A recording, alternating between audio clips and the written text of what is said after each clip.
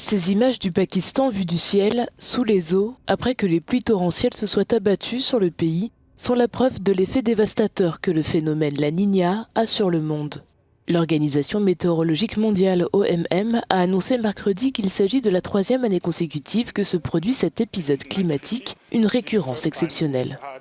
Depuis 1950, c'est la première fois que nous avons eu 3 La Niñas d'affilée.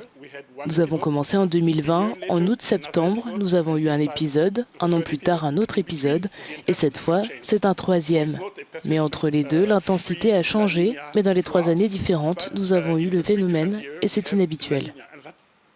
Ce phénomène climatique qui provoque un refroidissement d'une partie des eaux de surface du Pacifique influence le cycle de précipitations et le climat de certaines régions du monde. Selon l'OMM, l'épisode actuel a été intensifié par le renforcement des alizés entre la mi-juillet et la mi-août 2022.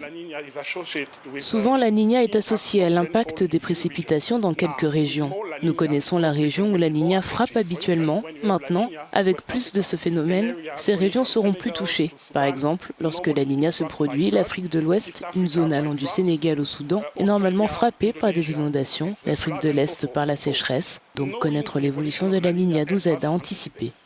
La Niña a donc un effet sur les régimes climatiques tels que la sécheresse et les inondations qui ont été observés dans le monde 3 années de suite. Il est responsable de l'aggravation de la sécheresse, notamment au Kenya, en Somalie, en Érythrée et en Éthiopie.